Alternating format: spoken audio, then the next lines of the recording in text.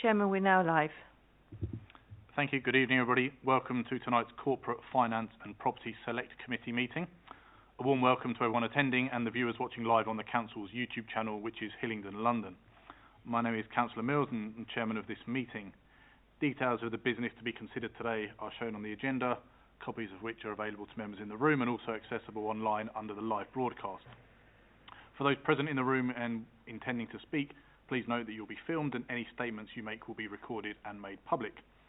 A reminder that when you speak, your voice will only be audible if the microphone is switched on. Please indicate if you wish to speak and I will then call upon you. In terms of the way the committee will work, I will allow you one question and then a supplementary question in order to give all members a fair opportunity to speak. And once we've gone round different members, we can return to people if you have further questions. In terms of a fire alarm, we're not expecting a fire drill, so if the alarm does go off, please follow officers to the fire exits, out of the building to the designated meeting points. Before we move on to the agenda, I'd like to introduce the councillors and officers present. Tonight we're joined by Councillor Vanessa Harangi, Councillor Ray Graham, Councillor Farhad Chubadar, Councillor Richard Lewis, Councillor Tony Edgington and Councillor Lindsay Bliss. From an officer perspective, we're joined by John Wheatley, who is a Senior Policy Officer, Health Integration and Voluntary Sector Partnerships, and from Democratic Services, Liz Penny. So we'll now move on to the agenda of the meeting, which agenda item 1 is apologies for absence. No apologies this evening, Chairman. Thank you. Agenda item 2, any declarations of interest, matters coming before us this evening. Councillor Edgington. Thank you, Chair. Yes, I'd like to declare an interest in that my son is a member of the Reserved Royal Air Force. Thank you. Councillor Lewis. I am a member of the RAF Reserves as well. Thank you both. Agenda item 3, to receive and agree the minutes of the last meeting. So this is the meeting following the Council AGM selecting Chairman and Vice Chairman of the committee. Just for confirmation, those members that were present of the previous POC, because this is a different committee, we do not have minutes from that POC for us to agree. So are those minutes from the 20th of May agreed? Councillor Lewis? I was just amused by the fact that the time of the meeting was 10 minutes. I think this probably should be closed at 9:09 as well. Yes. Yes, it didn't take 10 minutes for us to agree those. We can amend that. Thank you. Agenda item 4, confirm that all items are in part 1 and will be considered in public. Agenda item 5 is around the scrutiny call-in procedure, and I'll pass over to Liz from Democratic Services to update the committee on this change. Thank you, Chairman. Yes, so just to clarify, I think all members present will have received some information from Democratic Services regarding the new amended scrutiny call-in procedure, which sets out some guidance on how it works and the app and so on. So this is just a sort of a very basic overview just for this evening's meeting. So the item on the agenda is to inform you of the new scrutiny call-in procedure. Democratic Services issued the new scrutiny call-in procedure last week following the Council's decision to transfer this responsibility to members of the relevant select committees. The procedure provides detailed guidance along with a guide on how to download or use the new scrutiny call-in app to do this. The key things to note are all Cabinet and Cabinet member decision notices now clearly identify the relevant select committee and thereby members of who can attempt to call in any decision. Select committee remits and council service areas who generate the reports based on the decision are now clearly aligned to enable this. The decision notices clearly show the last date any call-in request can be made, which is 5 working days at 5 p.m. after the date the decision notice was published. It can only be a member of the select committee shown on the decision notice that can initiate any call-in request. A member cannot initiate a call-in on behalf of another select committee membership. The call-in request is done via the new scrutiny call-in app. This app can be accessed via a link for a computer or laptop or downloaded via an app if you have an iPad or mobile device. Details how to access the app have been provided and can be recirculated if required. The app has a simple online form to complete where you can provide all details. Once the online form is submitted, the call-in request is then sent via an automated email to all members on the Select Committee, including the councillor on the committee that initiated it. Councillors do not have to respond to the email, but if they wish to indicate their approval or rejection of the request, they will need to click on the link on the email to do so. Importantly, this also applies to the councillor who initiated the call-in request. Upon a majority of members indicating their approval via the app, and before the end of the scrutiny call-in period, it then becomes a valid call-in and Democratic Services are notified. On the app, there is a handy call-in history section where you can view the status of any current and past call-in requests. Call-in requests cannot be initiated at formal committee meetings, so those requests that do not receive a majority are not reported to the committee. Only those that are valid, with a majority of members approving, will then be heard at a committee meeting as part of the next steps in the scrutiny call-in process. If you have any further questions, I'm happy to provide an answer outside of the meeting. Similarly, any issues accessing the new app, please let us know in Democratic Services so we can contact you as soon as possible. Thank you very much. I'll pass back to you, Chairman. Thank you very much. Thank you for clarifying that. I think just to reiterate, if anyone has any questions around that process or indeed the technology associated with it, do contact Democratic Services for further clarity. Takes us to agenda item 6, which is engagement with the armed forces. John, thank you for taking the time to join with us this evening and for preparing the paper that has been circulated to members. Grateful if you can just talk us through this, and then I'll open it up to questions from members. Thank you very much, Chairman, and thank you for the invitation to the committee this evening. It's possible you might be asking yourselves what health integration and voluntary sector partnerships, which is a mouthful itself, has got to do with engagement with the armed forces, but it goes back to one of the first jobs I was handed when I started work at the council, which must be getting on for 15 years ago now.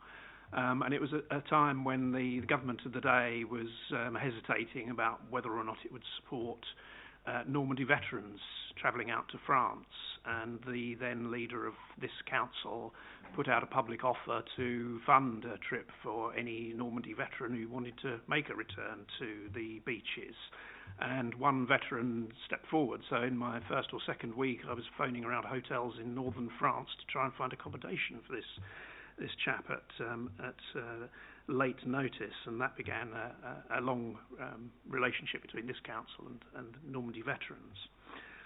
Turning to the paper, you can see that Hillingdon has a very large military presence, thanks to the presence both of Northwood HQ and, of course, RAF Northolt, which is tri-service representation.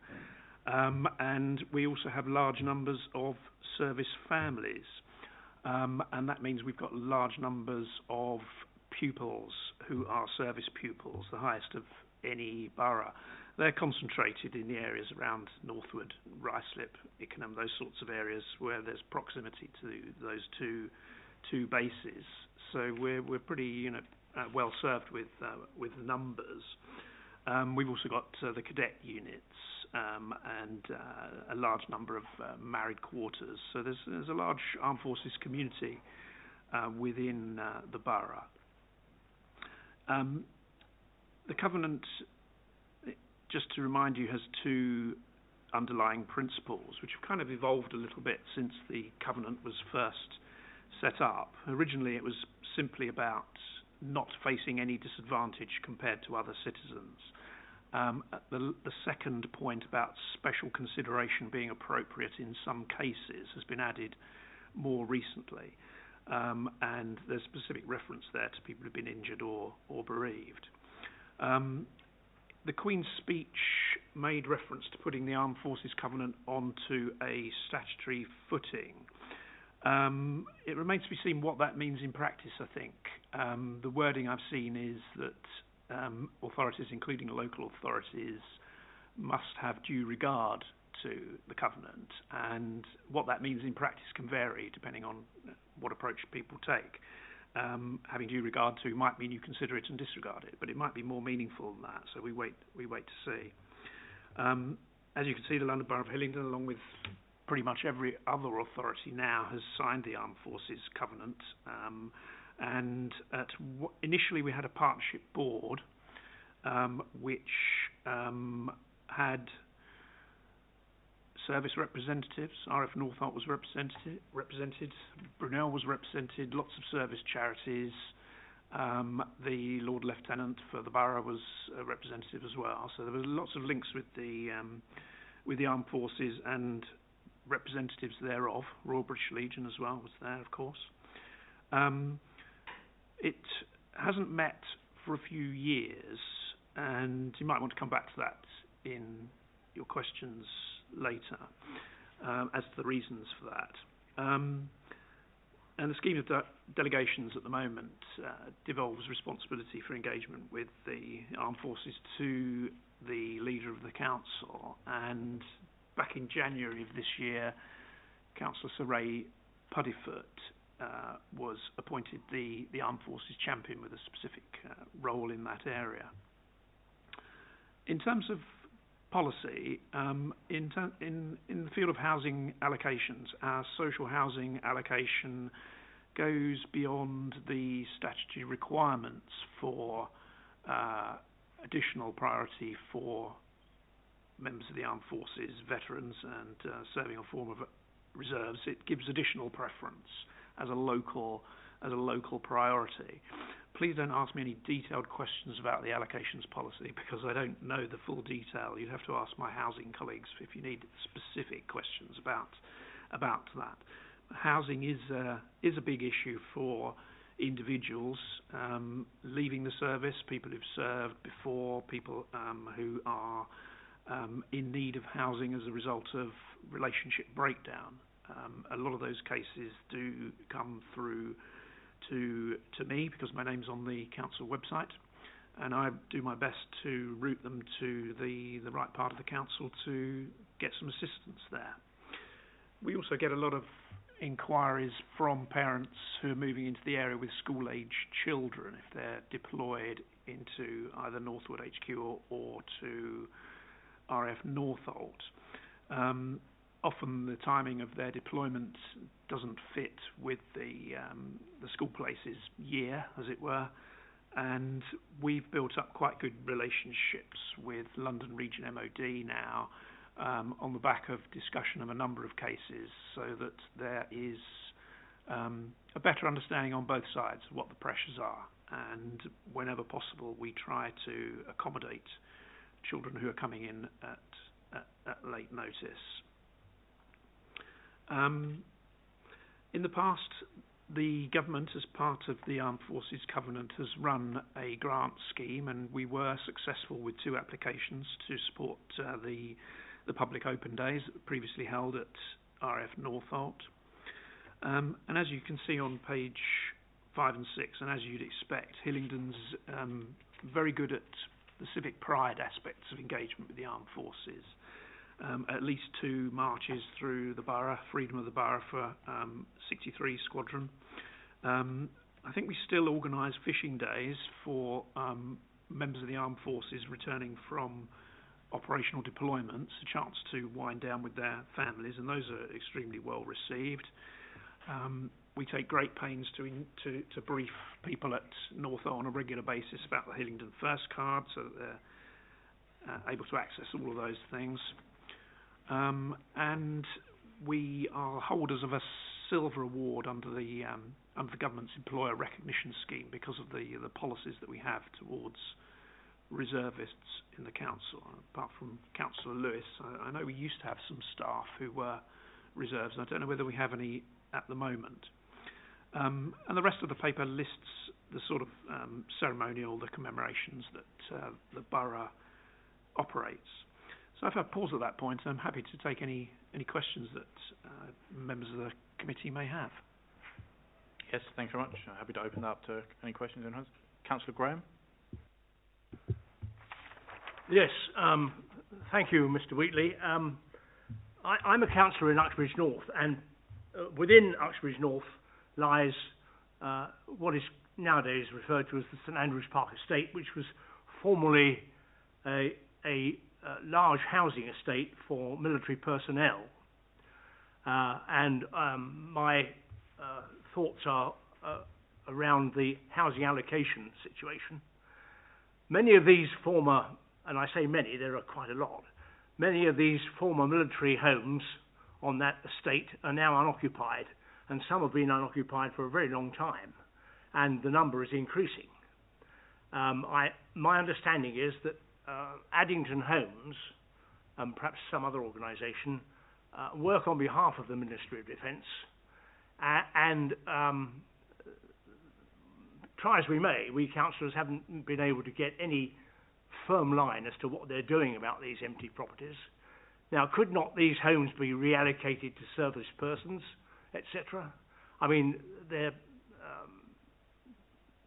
these vacant homes are, at the moment, simply deteriorating, and it seems a shocking waste to my thinking. And when I visit various people on the estate that are still living there, be they military or otherwise, and some aren't, I get asked the question, why doesn't someone do something about these empty properties? And I couldn't agree more. I mean, there's obviously a housing shortage, as we know, everywhere, generally speaking, and they could be well used, and they're not, and I'd like to know why not, and I don't know if that's something you could take on board. Thank you. Thank you, Councillor. I know that that's the issue you described has been around for some time. I don't know what the current position is. It might be something that the committee could ask for further information on.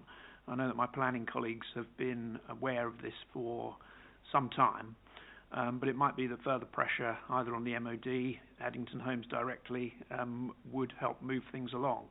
I know this has been a long-standing problem. I don't have any more details than that, I'm afraid. What do you suggest we do then, Chairman? I think we can contact the housing team and speak with the relevant departments that John suggests, but pass to Councillor Lewis, who may have additional information. Thank you, Councillor Mills.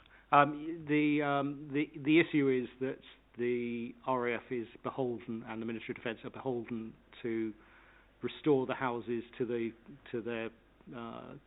good condition, and they will cost more to put into decent state than they're actually worth. So there's negotiations been going on for years as to whether they should be restored or money is just given to Addington Homes by the Ministry of Defence. It runs into millions of pounds, and the Ministry of Defence is still paying rent on these properties, some of which actually were used for target practice, so they're not they're in, some of them are in absolute appalling condition.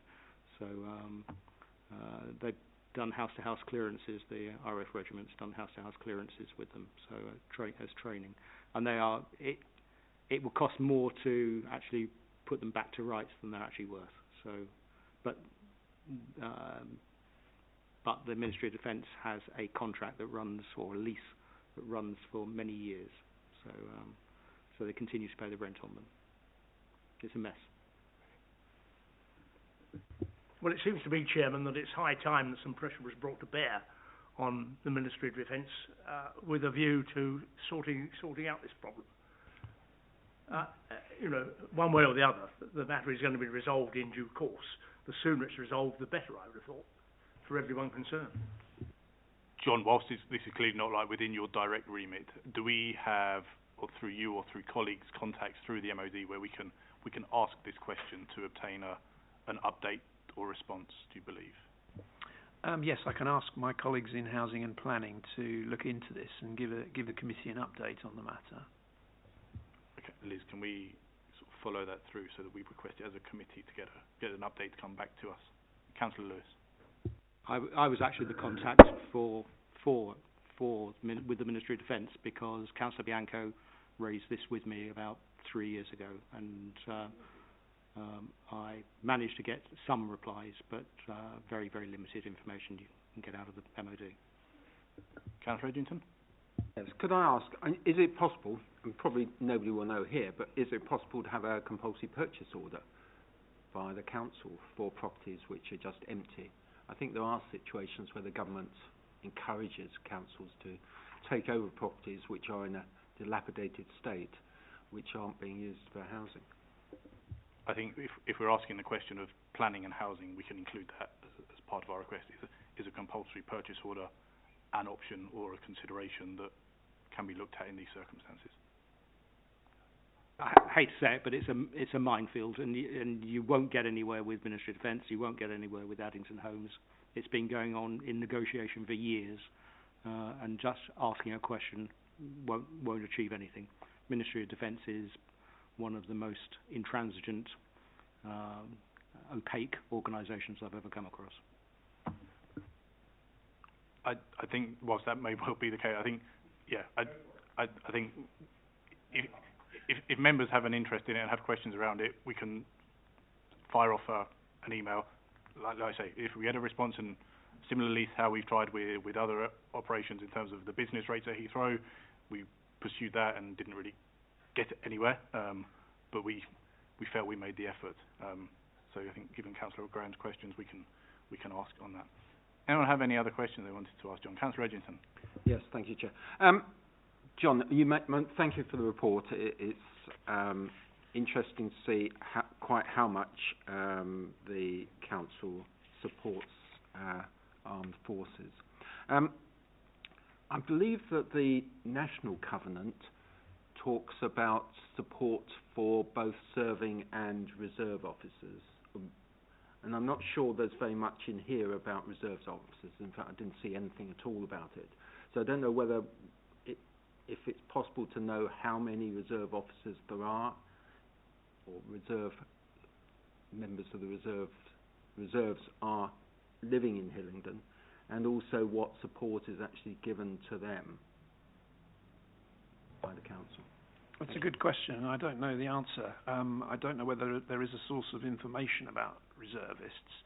There may be in the future. I know there was a question in the census earlier this year about membership of the armed forces, but whether it allowed people to distinguish that they were a reserve, I'm not sure.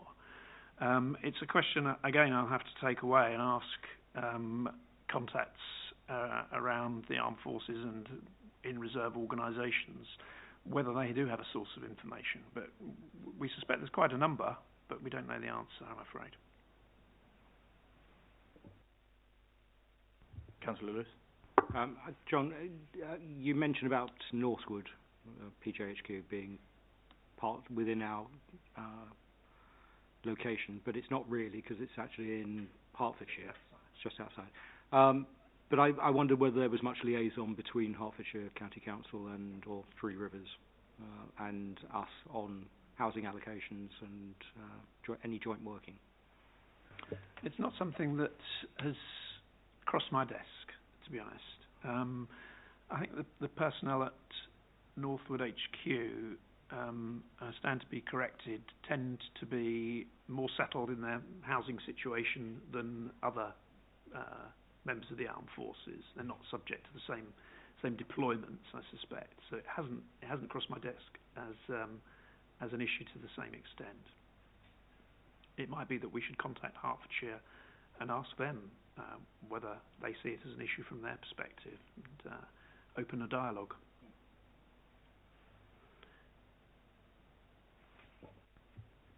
Okay, I don't see anyone else with Councillor Lewis can. Yep. Sorry, I don't want to, but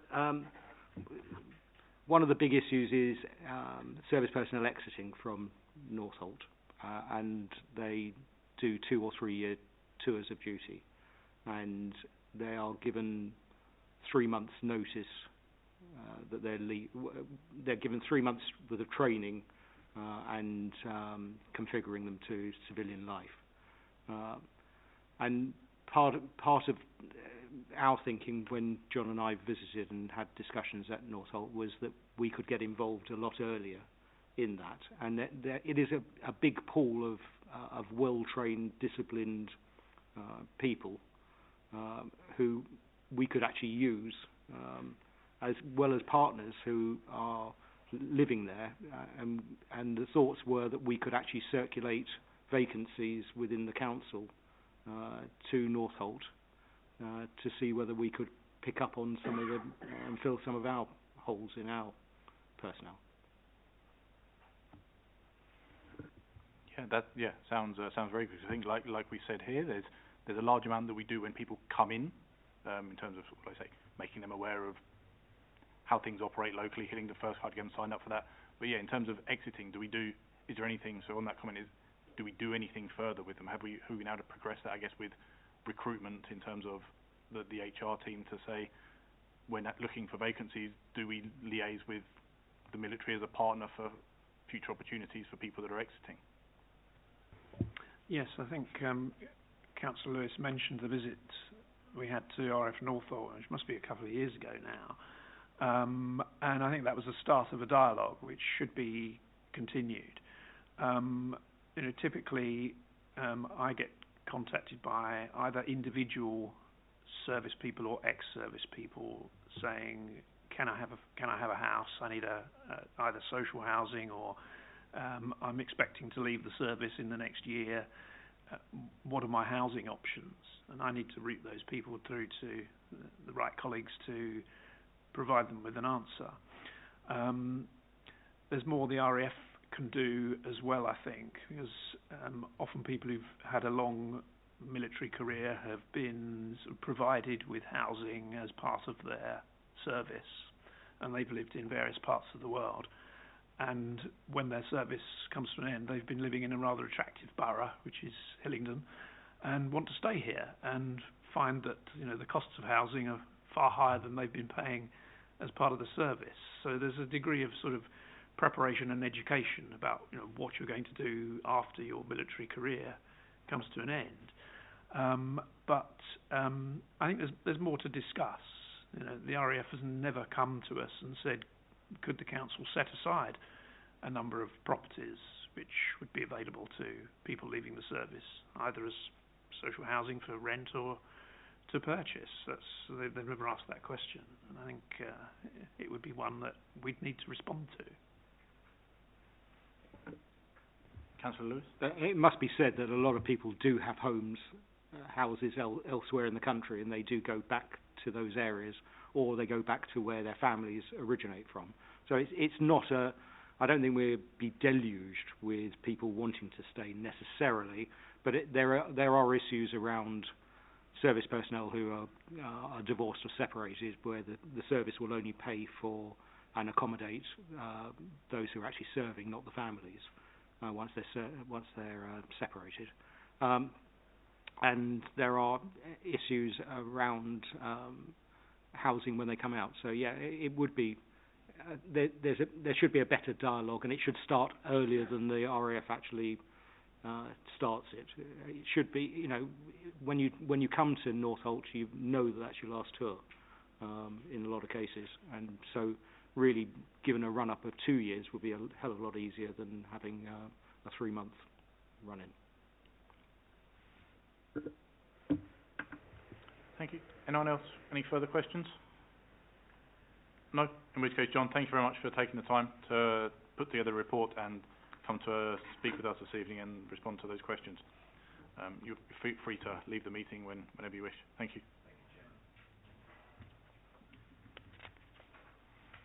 Okay, so that moves us on to agenda item 7, which is the committee's next review topic and the selection of that. I've had some conversations ahead of the meeting in terms of what topics we would look to discuss. One that the previous committee talked around before was around town centre regeneration.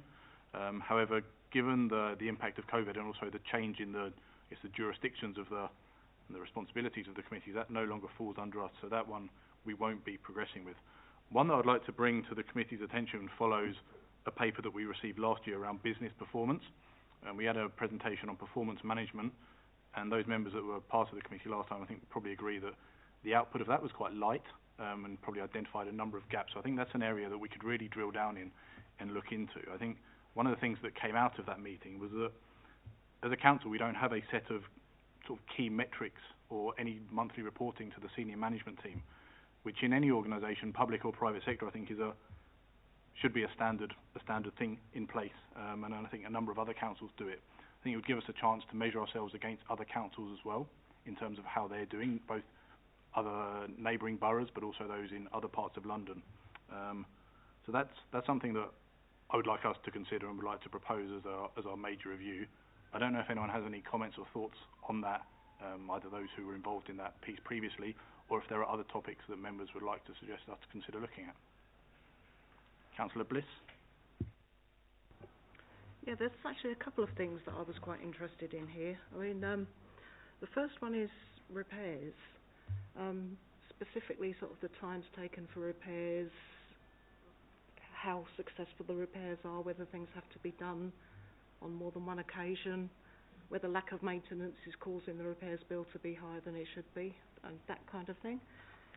The other one, I'm not too sure what customer access means. Is that physical access, or could it be access via websites and just getting information in that manner? I don't know if Liz has anything further, but I think it could probably cover both. I think one of the items that we have on the future work programme is around disabled access to council buildings. I think that would form part of that. And then the other part that we've also got in the work programme is around the website. And I know people have had challenges around that, around navigating their way around it. So I think in terms of customer access, residents being our customers and accessing services through that, I think that would be reasonable to address under that as well. If you can. Yeah, I mean, the website is one issue, but there's also the issue of people who are not able to access websites. For example, they can't read or write, and people who are partially sighted, and what support there is for them to be able to access online services and find out what's available. Yeah, no, I think that's fair. I think that would come under that within our remit of customer access. Councillor Harangi. Yeah. Sorry, just put your microphone on to speak, please. It's been a while since I've done this. I'm sorry. To the point you made before, Councillor Mills, I agree, because I think one of the things that came out of the business performance was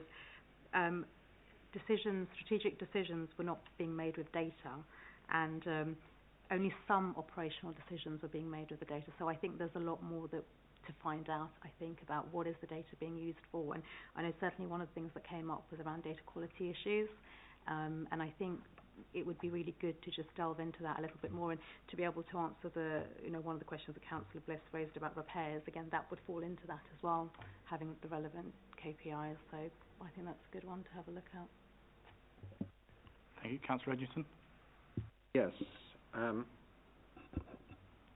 think actually, just talking about access, of course, it's not just website and physical access to council services through attending buildings, but of course the call centre as well, which is a potential problem sometimes.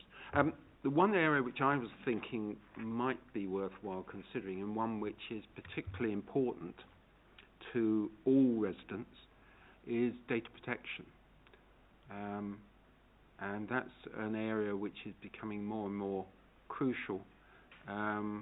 The cost to councils or any organisation where data is not protected properly is significant, let's say. Not only in terms of the costs which the regulator imposes, but also the reputation for the council. And I think if we aren't dealing with it now, I think it's something which we should deal with in the future as soon as possible. Okay, yes, and I think we can hopefully try and look at that. Councillor Lewis. I was wondering whether we wanted to have a look at council shops in the high streets, because with the downturn in retailing, I wonder what our future role is maintaining and supporting the high streets. So I think this is sort of picked up under the regeneration part that we tried to bring forward, but because that's transferred, another select committee is environment, housing and regeneration. That now falls under their remit, not within ours. No, the property part within us is around council building property, as in like the civic centre and other outbuildings rather than external property. Councillor Tubadar. Thank you, Mr. Chairman. The data protection and how we deal with that falls under the information governance, which I proposed in the last meeting. So if we cover information governance and cyber security, then it goes a long way to address the question Councillor Egginton, thank you, Councillor Egginton referring to. Thank you. Thank you. Councillor Harangi. To Councillor Egginton's point, I think even understanding the data strategy, that's where data protection and what Councillor Schubert are, and that would also fall under business performance, because that's understanding what is the data strategy and what's being done about data protection. Okay, thank you. I think then we can take a number of these away, Liz, and try to look how we can build this into one larger. I think a number of these topics fall in together. I think the repairs and maintenance piece, I think that's probably a separate report we can get in terms of drilling down into specifics in terms of how long do things take. But I think further to the point Councillor Angie makes, if we're able to deliver proper performance management, we can effectively monitor that on a month-on-month process. And I think one of the things we want to achieve from performance management is not just where are we doing well, but where are areas where we're either slipping or we're doing poorly in, because those are ones we need to give attention to in order to drive efficiencies. I think in terms of I call it the IT and security piece, I think that can be combined. We were due to look at in the work programme a piece around the council's IT systems and setups in terms of security around that. I think data protection we can try to build into that as well, if members are happy with that. The other item I think we can try to look at some point within the year is around procurement. And I think this is something that under previous committees we've probably looked at previously, but I think there is further work that can be done on that in terms of the split between quality and service. I think previously we've had a standard 80-20 approach between that. And I wonder now that there's been a change in senior management within that department, whether there is an opportunity to revisit that and look if that split is appropriate, or whether that is applied to all procurement cases, or if cases can be looked at on an individual basis depending on what nature of service they are providing. The other part I was interested in on that is whether we're able to do anything to bring in an additional use of local firms through our procurement process, not necessarily favouring them, but ensuring they get an equal turn or an opportunity to apply for tenders that may be in process. Councillor Lewis? The interesting thing about that is now that we're no longer bound by the Treaty of Rome, we can actually go more local. Yeah, so I think the recent change in regulation should allow us to do that, which probably previously sort of tied our hands a little bit, right? Councillor Chubala, did you indicate? I was just saying that Okay. Thank you. You didn't have your microphone on, but for the purpose of people watching, you were supporting what was said. Anyone have further comments, suggestions? Okay, so I think we'll take those away and we'll see how we can build that into a scoping report, speak to officers around what we can look to achieve, and then for the next meeting, or in advance of the next meeting, we can provide further details around that for what we're trying to do. Okay, thank you. Agenda item 8 is the forward plan, which is before us for noting. Anyone have any questions on anything coming up in here, or anything they wanted to point out or ask around for further information? Otherwise, we're happy to note that. Thank you, that's noted. Agenda item 9 is our work programme. So within this, on an A3 sheet, which is helpful compared to how we previously had these, this sets out the timetable for the year ahead. Just want to bring to members' attention the July meeting. I think Democratic Services have emailed around that meeting a change in date in that. Instead of the 6th of July, that's the 20th of July. So apologies if that is inconvenient for anyone, but I think that was circulated in the last week. You'll see in this we have some items that are already scheduled in terms of one-off service monitoring, as well as some standard items that will come before us throughout the course of the year, including budgeting. What we've also got in here is around the past review delivery, which I think is a really good process that we've brought in, which effectively looks at some of the previous reviews that we've conducted and had reports go to Cabinet and recommendations accepted. This is really the follow-up on that to see how have they been implemented, how successful have they been, what work has been done in terms of our recommendations, and is there anything further that can be done in response to what we've done. Final thing I just wanted to add on here was around the voluntary service response during the COVID-19 pandemic. And those of you who were on the POC previously will know that that is the review that we've just completed. That went to Cabinet last week, and the recommendations we proposed were all accepted, and thanks was passed back to us as a previous committee. What we'll also be doing, as I spoke to Democratic Services earlier, is we will be writing out to each of the witnesses that came to those previous sessions, firstly thanking them for their time, but also sharing with them the output of that report. I think it's important that those people that give up their time see what that output is, to know that their contributions go towards something rather than them just coming along to a meeting and nothing coming from it. So this work programme will be updated given the decisions that we make in terms of future work and trying to build in some of those one-off services monitoring that we've talked about this evening. Given that we are only going through till April next year, we don't roll over into previous years like we've done, or future years like we've done previously. There may be some that may already be in here that we may take out to replace with some of the suggestions this evening. Anyone have any questions on that, or are we happy to note that? Thanks very much. That then closes tonight's meeting at 8:10. Thanks very much for your time, everybody. Thank you, Chairman. I'm just going to pause the stream now. Thank you. You see how many people watch?